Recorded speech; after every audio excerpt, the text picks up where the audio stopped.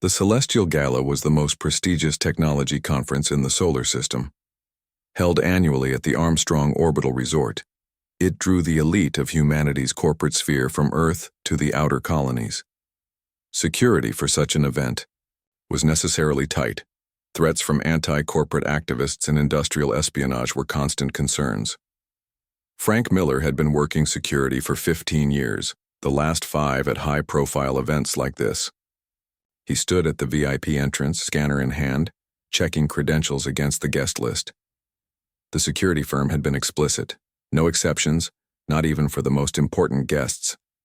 The threat assessment for this year's event was elevated due to rumors of planned disruptions. When she approached, Frank noticed her immediately.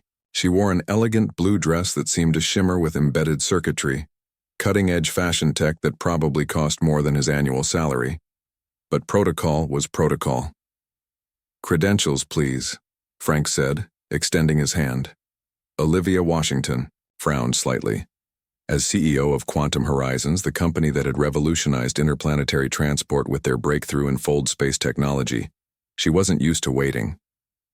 "I'm Olivia Washington," she said, her voice carrying the slight accent of someone raised in the Martian colonies. "Quantum Horizons." Frank nodded politely.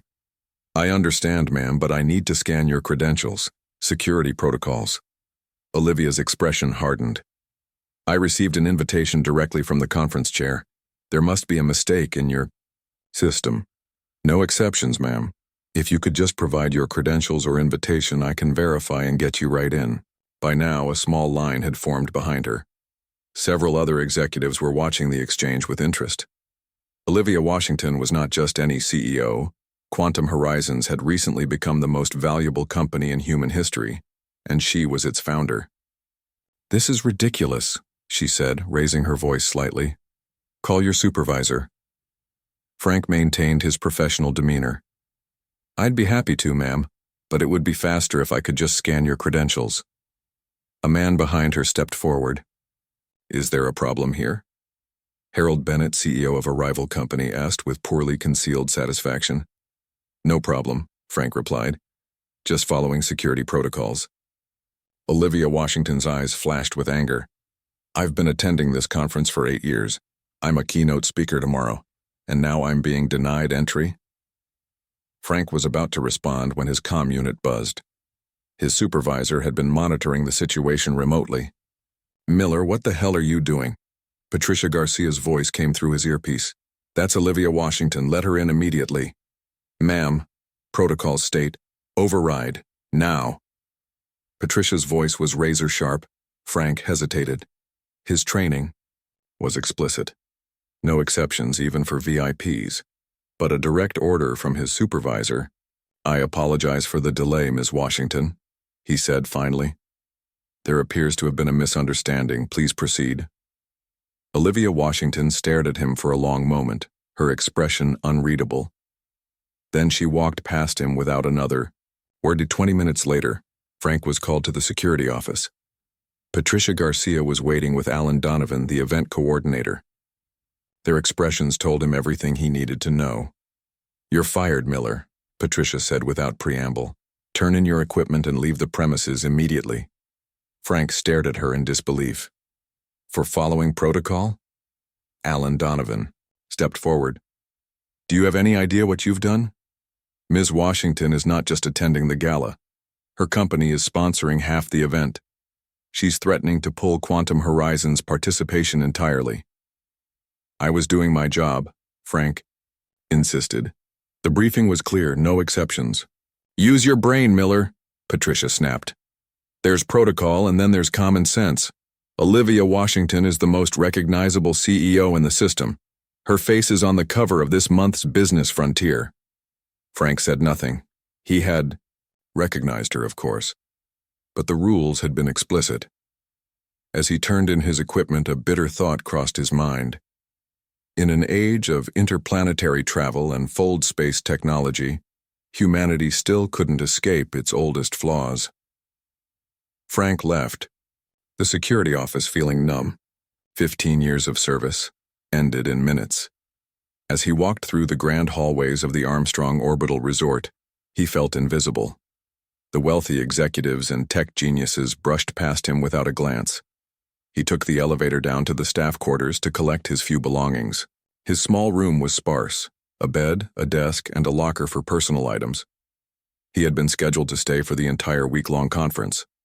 Now he would need to book passage back to Earth immediately. His handheld device pinged. It was a notification of his termination, already processed through the system. His access to the resort would be revoked in exactly 1 hour. Just enough time to gather his things and reach the shuttle bay. As Frank packed his bag, he replayed the incident in his mind. He had done nothing wrong. The security briefing had emphasized the importance of checking everyone's credentials, regardless of their status. There had been specific threats against this year's conference, including the possibility of impersonators trying to gain access. What if someone had been impersonating Olivia Washington? What if he had let in the wrong person? Would he still have been fired? He knew the answer. If it had been a real security threat, he would have been rewarded for his diligence. But because it had inconvenienced an important person, he was expendable. The shuttle bay was busy when he arrived. A group of late-arriving executives were being ushered through a special entrance, bypassing the regular security checks. Frank watched as they moved freely, their status and wealth granting them privileges others could only dream of. He joined the line for economy-class passengers returning to Earth. Most were service staff like him. Their shifts ended, heading home to families. None of them would ever be able to afford attendance at the Celestial Gala as actual guests. As the line inched forward, Frank's device pinged again. An incoming message. Probably from his roommate back on Earth, wondering why. He was returning early. Frank ignored it for now. He didn't want to explain his firing, not yet.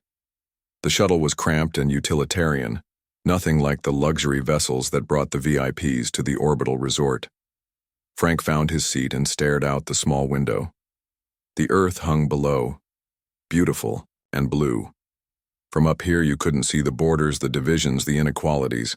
Just before the shuttle disengaged from the station, his device pinged a third time, more insistently. Frank sighed and pulled it out, expecting to see a message from his former employer about final paperwork. Instead, there was a notification from an unknown sender. The message was brief. "Mr. Miller, your attention to security protocols has been noted. We have a proposition for you. Contact us upon your arrival at Boston Terminal." There was no signature, just a small logo Frank didn't recognize immediately. As the shuttle engines fired up, pushing him back into his seat, he zoomed in on the image. It was the Quantum Horizons emblem.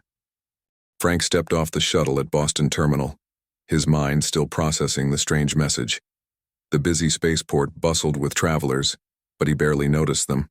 His eyes scanned the crowd, wondering if someone was watching him, waiting. The weird message had been clear. Quantum Horizons wanted to speak with him. But why would Olivia Washington's company reach out after what happened? It made no sense. He collected his bag from the claim area and made his way toward the exit. As he approached the main doors, a woman stepped forward. She wore a simple black suit, but something in her stance marked her as security. "Mr. Miller," she said. It wasn't a question. Frank stopped. "Yes?" Catherine Lee, Chief of Security for Quantum Horizons. She extended her hand. "Thank you for coming." Frank shook her hand, confused. "I didn't exactly come here by choice. I was fired." Catherine's expression remained neutral. "I'm aware of the incident. That's why we need to talk. A car's waiting if you're willing." Frank hesitated. His apartment was a 30-minute ride away. His empty apartment, where he'd have to face the reality of finding a new job. Whatever this was, it had to be more interesting than that. "Lead the way," he said. The car was sleek and expensive, with tinted windows and a silent electric engine. As they pulled away from the spaceport, Catherine activated a privacy screen between them and the driver. "What happened at the Celestial Gala wasn't an accident," she said without preamble. "Someone deliberately removed Ms. Washington's credentials from the system." Frank frowned. "Are you saying it was a setup?" "We believe so. The question is, who Wanted to create an incident, and why? She handed him a tablet. These are the security logs from the event. Notice anything unusual? Frank scrolled through the data. He'd been a security professional for 15 years. He knew how to read these logs. One entry caught his eye immediately. The guest list was updated 10 minutes before Ms. Washington arrived. Just her credentials, no one else's. He looked up. That's not standard procedure. Updates are done daily, not during active check-ins. Catherine nodded, looking satisfied. Exactly. Someone with high-level access made that change. They wanted to create a scene. But why? What would anyone gain from embarrassing Ms. Washington? Perhaps embarrassment wasn't the goal. Perhaps they wanted to see how our security team would respond. She took back the tablet. Or perhaps they wanted to distract from something else happening at the same time. The car turned onto an unfamiliar street. They were heading away from the residential area where Frank lived. Where are we going? He asked. To meet Ms. Washington. She's very interested in speaking with you. Frank felt his stomach tighten. The woman who'd gotten him fired wanted to talk to him?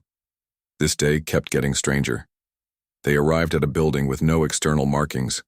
The security was subtle but thorough. Cameras tracked their approach, and Frank noticed the reinforced doors and bulletproof glass. Whatever this place was, it was serious. Catherine led him through a series of security checkpoints. At each one, she used both a keycard and biometric authentication. Finally, they reached a conference room. Olivia Washington sat at the head of the table studying something on a holographic display. She looked up when they entered. Mr. Miller, she said, rising. Thank you for coming. Frank stood awkwardly, unsure of the protocol. Should he shake her hand? Apologize again? Please sit, she said, gesturing to a chair. I imagine you're confused. That's putting it mildly, Frank replied, taking the seat. Your company got me fired this morning and now I'm here, wherever here is. This is a secure facility, where we develop our most sensitive projects, Olivia explained. And to be clear, I didn't ask for you to be fired. That was the event coordinator's decision. Frank tried to hide his surprise. Then why am I here? Olivia exchanged a glance with Catherine, then looked back at Frank. Because you did your job correctly despite pressure to do otherwise. That's rare, Mr. Miller. People who follow security protocols even when it's inconvenient are valuable. She tapped the table, and a new hologram appeared, a complex network of connections, some highlighted in red. For the past 6 months, Quantum Horizons has been the target of increasingly sophisticated attacks. Digital intrusions, attempted physical breaches, even approaches to our employees. She pointed to the red lines. We've traced most of them back to 3 competing corporations. Catherine picked up the thread. We believe they're after Project Nexus. It's our most advanced technology, something that would fundamentally change space travel forever. Frank looked between them. What does this have to do with me? We believe the incident at the gala was part of a larger plan, Olivia said. The timing is suspicious. I was meant to announce Nexus tomorrow and suddenly my credentials vanish from the system. That's not coincidence. We need someone who understands security protocols but isn't connected to any of our competitors, Catherine added. Someone who has proven they can stand their ground. Frank began to understand. You want to hire me? Olivia nodded. As a security consultant initially, if things work out, we can discuss a permanent position. What exactly would I be doing? Catherine slid a new tablet toward him. The gala continues for 2 more days. We want you to go back, but this time working for us. Watch the 3 suspects we've identified. Report anything unusual. Frank looked at the faces on the screen. Harold Bennett, the man who had seemed pleased by Olivia's troubles. Victor Ramirez, a scientist with a competing firm. And Elizabeth Winters, a venture capitalist with connections to both. You want me to spy on them. We want you to observe them, Olivia corrected, and help us protect something that could change humanity's future. Frank considered his options. He could walk away, look for another security job with his now tarnished record. Or he could dive into whatever this was, corporate espionage, technological warfare, something bigger than anything he'd ever been part of. "What's Project Nexus?" he asked. Olivia hesitated, then seemed to make a decision. "It's a transportation system that would make traditional spacecraft obsolete. Instant matter transmission across any distance." Frank blinked. "Like teleportation?" "Something similar, yes. And if it falls into the wrong hands, it could be weaponized." She leaned forward. "So, Mr. Miller, are you interested?" Frank thought about the bitter feeling he'd had as he'd turned in his equipment, the sense that something was deeply wrong with a system where following the rules got you punished. Here was a chance to be part of something that mattered, where doing the right thing was actually valued. "When do I start?" he asked. Olivia smiled. "Right now." Frank returned to the Armstrong Orbital Resort, wearing a new uniform and carrying a different kind of scanner. The Quantum Horizon security team had processed him quickly, creating a cover identity as part of their event security staff. Only, this time his real job was to watch and listen. Catherine's instructions had been clear. Stay close to Bennett, Ramirez, and Winters. Record anything suspicious. Don't engage directly. The small device in his ear looked like a standard security comm unit, but it connected him directly to Catherine's team in a secure operations center. The scanner in his hand was actually recording everything it scanned, creating a digital record of everyone who passed by. Frank took his position near the main exhibition hall, where tech companies were showcasing their latest innovations. From here, he could monitor the entrance while keeping an eye on Harold Bennett's company booth. StarDrive Tech's display was impressive, a holographic model of their newest engine system, capable of reaching Mars in just 12 days. Bennett himself stood nearby, charming potential investors and partners. "Target 1 is at his booth," Frank murmured into his comm. "Seems normal so far." "Keep watching," Catherine's voice replied in his ear. "Our intelligence suggests they might make a move during the afternoon sessions." Frank continued his surveillance, moving casually through the crowd like any security guard. When Bennett left his booth to attend a panel discussion, Frank followed at a distance. The panel was about the future of interplanetary transport, exactly the field that Project Nexus would revolutionize. Bennett was a speaker, along with representatives from 3 other companies. Frank positioned himself near the back of the room watching. As Bennett took his seat on the stage, Frank noticed Elizabeth Winters slip into the room. "Target 3. She sat in the back row, opposite from Frank, and seemed unusually focused on her handheld device. "Target 3 has entered the panel room," Frank reported quietly. "She appears to be messaging someone." The panel discussion began, with standard corporate presentations, each company highlighting their achievements and future plans. When it was Bennett's turn, he spoke confidently about StarDrive Tech's vision. While others chase fantasies like instant transportation, "We're delivering real solutions today," Bennett said, his voice carrying a hint of mockery. "Our new engine systems will be deployed next quarter, cutting travel times in half." From his position, Frank could see Olivia Washington sitting in the front row. She showed no reaction to Bennett's implied criticism. The discussion continued, but Frank kept his attention on Winters. She was still focused on her device and occasionally glancing toward a side exit. Something wasn't right. When the panel ended, Bennett stepped down from the stage and made his way toward the exit. To Frank's surprise, he didn't stop to network with the audience as the other panelists did. Instead, he headed straight for the door where Winters had been looking. "Target 1 is leaving through the east exit," Frank reported, moving quickly, avoiding conversation. "Follow him," Catherine instructed. "But maintain distance." Frank waited a few seconds, then moved toward the same exit. The corridor beyond was less crowded, making it harder to follow unseen. He slowed his pace, pretending to check security badges as people passed. Bennett turned down a service hallway, an area marked staff only. Frank hesitated. Following too closely would risk exposure, but losing Bennett might mean missing something important.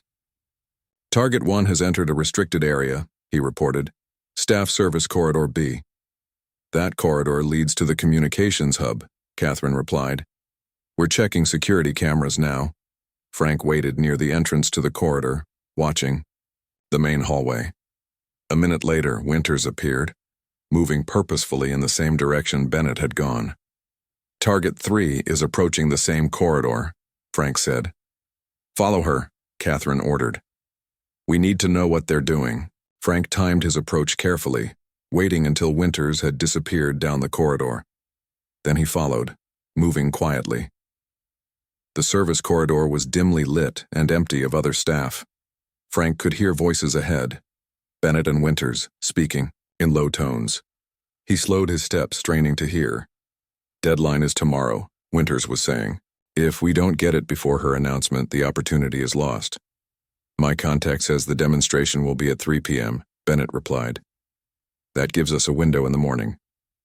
And Ramirez? He's placed the device as planned. Once we have the data, we'll need to move quickly. Frank froze. They were clearly discussing some kind of plan involving Olivia's announcement of Project Nexus. And they had mentioned Ramirez. Target 2. I've got confirmation from our investor, Winters said. If we deliver, the funding for your next project is guaranteed. There was a pause, then the sound of something small being passed between them. Frank wished he could see what it was. This will bypass their security, Bennett said. Use it at exactly 10 a.m. Not before, not after.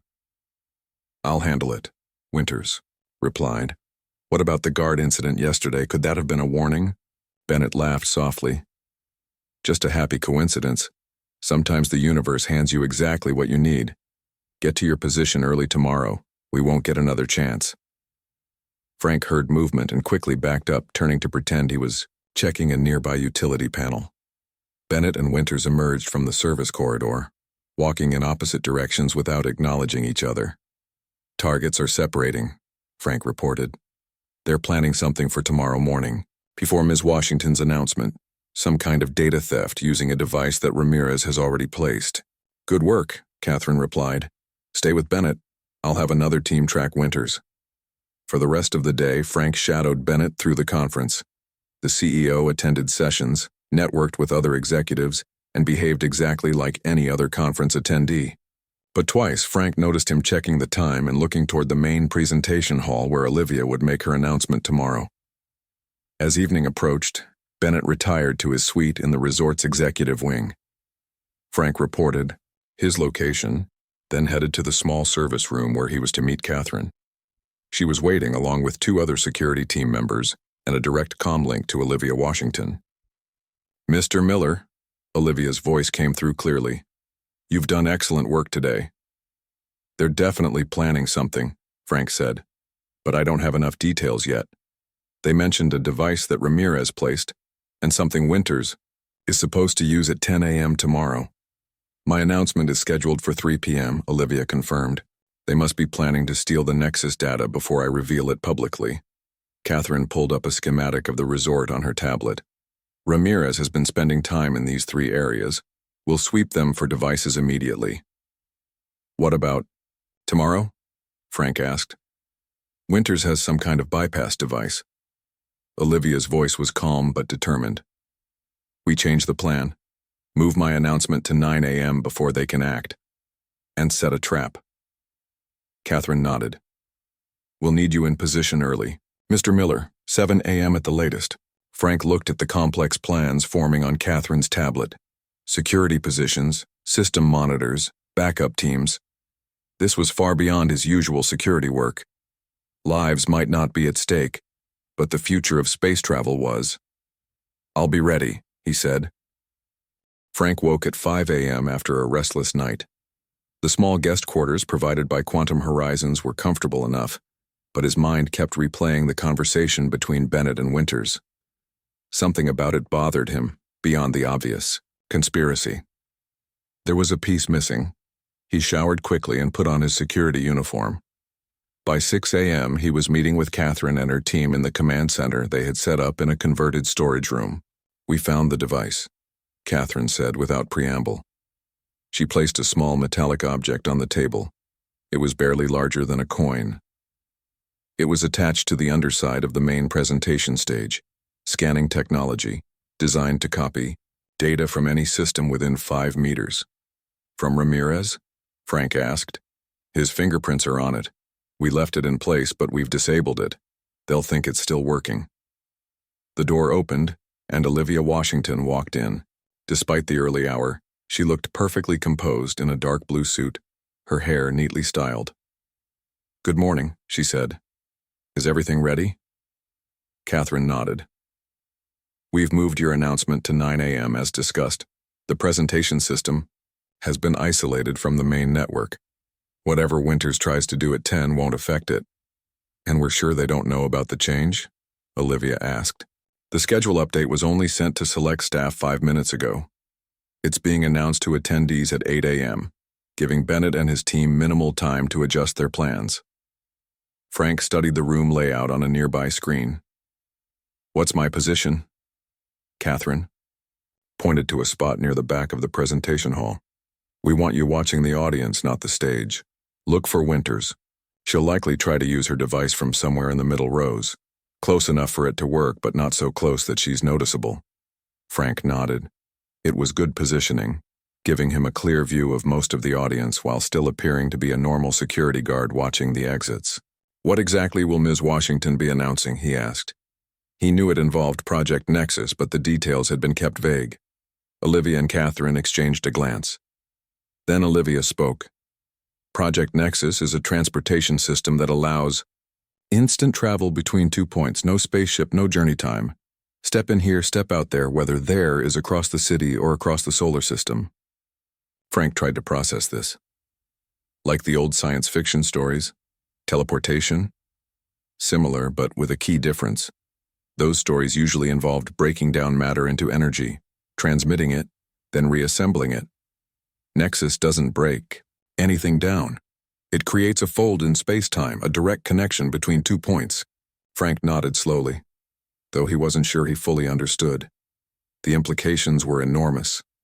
No more spaceships. No more months-long journeys to the outer planets.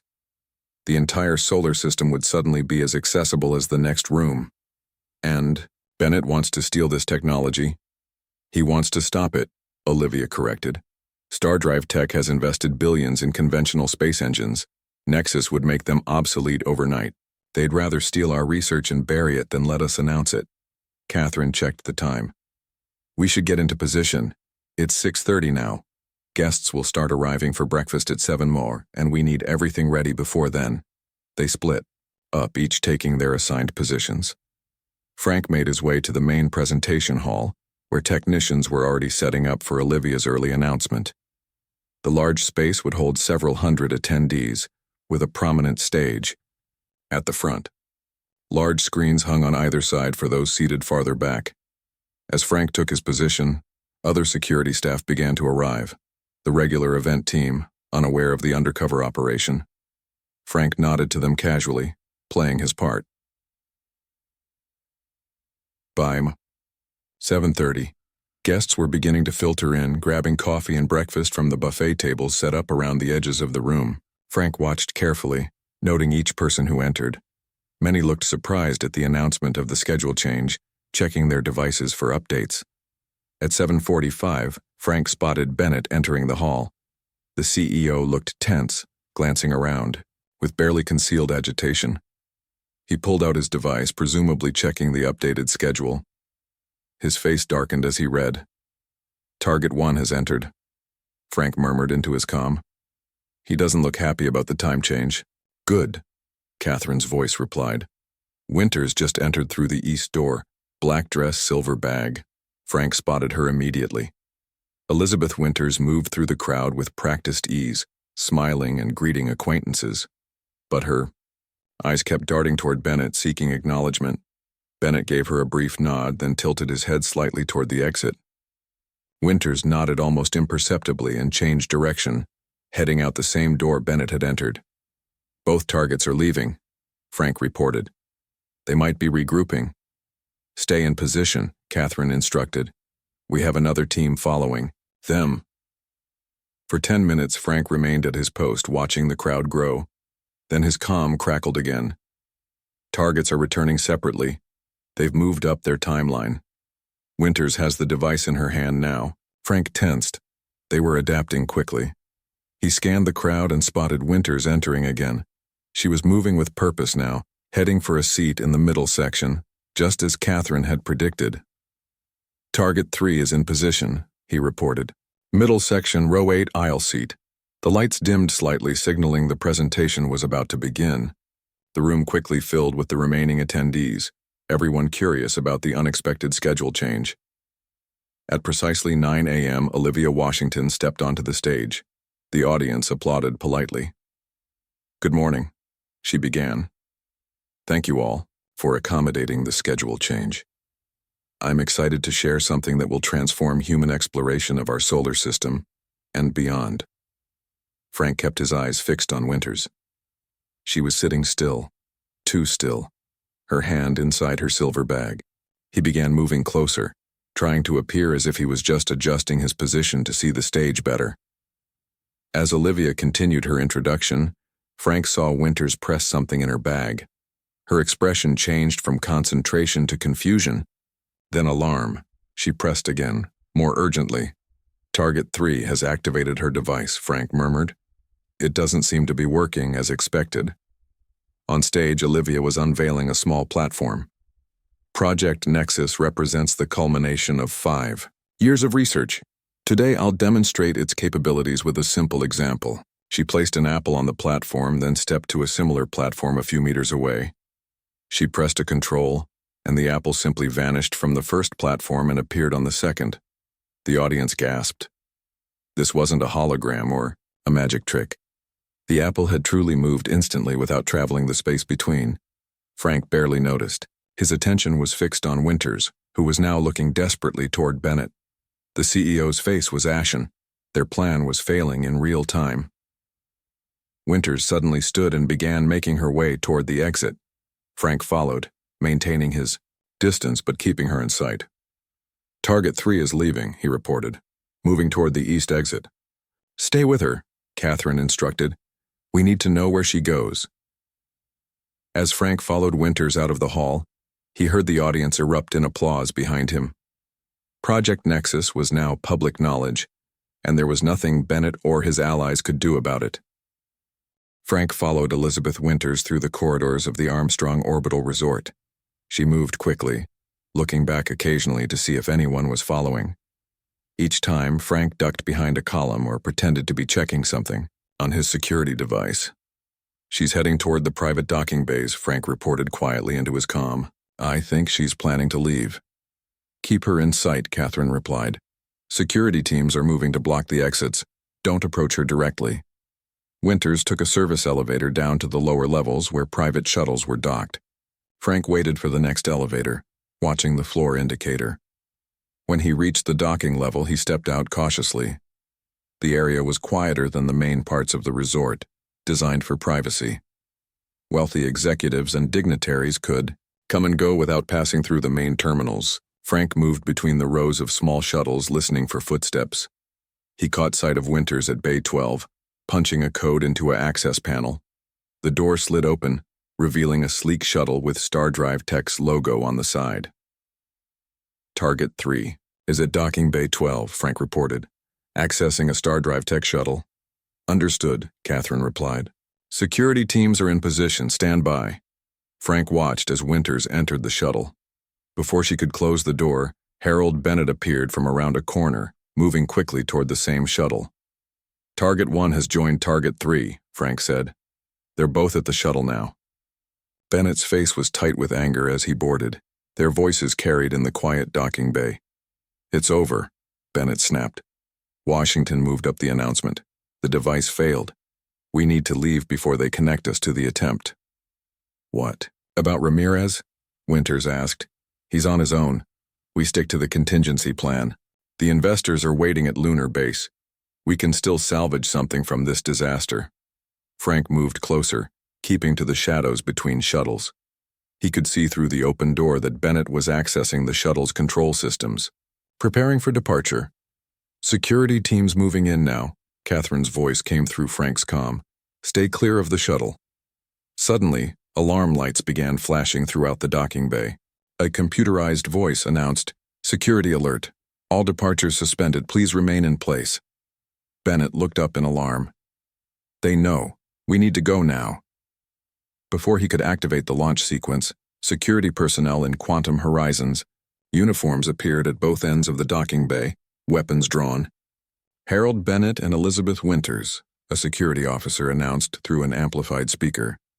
You are detained pending investigation of corporate espionage and attempted theft of proprietary technology. Exit the shuttle with your hands. Visible. Bennett's face contorted with rage. He lunged for the shuttle controls. He's trying to launch anyway, Frank reported urgently. Shuttle systems are locked down, Catherine replied calmly. They can't go anywhere. Sure enough, Bennett's frantic attempts to start the shuttle produced no results. The control panel remained dark. After a moment, he slumped in the pilot's chair. Winters was the first to exit, hands raised. Bennett followed reluctantly, glaring at the security team. As they were escorted past Frank's position, Bennett suddenly noticed him. Recognition flashed in his eyes. You, he said, stopping. You're the guard from yesterday, the one who stopped Washington. Frank remained professional. Please continue moving, sir. Bennett stared at him with dawning comprehension. You're working for her now. This whole thing was a setup. A security officer urged Bennett forward, and the moment passed. Frank watched as both Bennett and Winters were led away toward the resort's security office. Good work, Mr. Miller, Catherine's voice came through his comm. Please report to meeting room 3. Ms. Washington would like to speak with you. When Frank arrived at the meeting room, Olivia Washington was speaking with several members of her team. The atmosphere was celebratory. She looked up as he entered and smiled. Mr. Miller, the hero of the hour.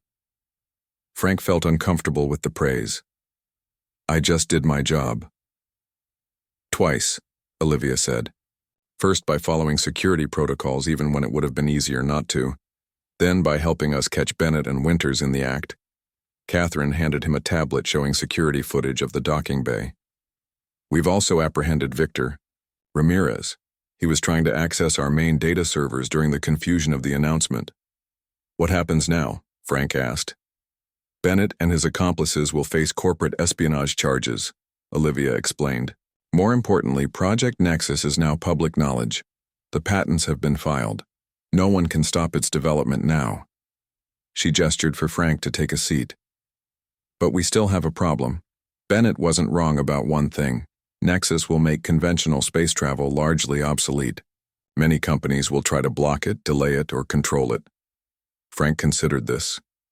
Is that why you announced it early? To prevent anyone from stopping it? Olivia nodded. Partly, but there's another reason. She touched a control, and a holographic image appeared above the table, a detailed diagram of the Nexus system. This technology is too important to be controlled by any single corporation, even mine. That's why I've announced that Quantum Horizons will be releasing the basic Nexus protocols as open-source technology. Frank's eyes widened. Open source? You're giving it away? Catherine smiled slightly. Not exactly giving it away. The core technology will be open to all. Quantum Horizons will make its profit on implementation, maintenance, and advanced applications. The point is, Olivia continued, Nexus will transform humanity's future in space. No more months-long journeys. No more isolation for colonies. On Mars or the moons of Jupiter. The entire solar system becomes our neighborhood. She looked directly at Frank. Which brings me to why I wanted to speak with you. Frank waited, unsure where this was going. Quantum Horizons needs a head of security for the Nexus project, Olivia said. Someone who understands both the technology and the threats it faces. Someone who follows protocols even when it's difficult. Frank was stunned. Me? But I'm just a regular security guard. Catherine shook her head. Not anymore. You've proven you're much more than that. The job is yours if you want it, Olivia said.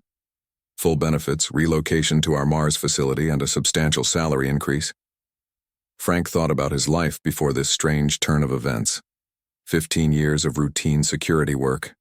The bitter feeling of being fired for doing his job correctly. And now this incredible opportunity. Mars facility? He asked, his mind still processing the offer. Olivia smiled. The first major Nexus hub will be built there. From Mars, humanity will expand throughout the solar system.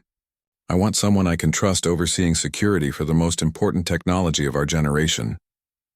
Frank looked around the room, at Catherine's approving nod, at the team members watching expectantly, at Olivia Washington, the woman he had stopped at a door just yesterday, now offering him the chance of a lifetime.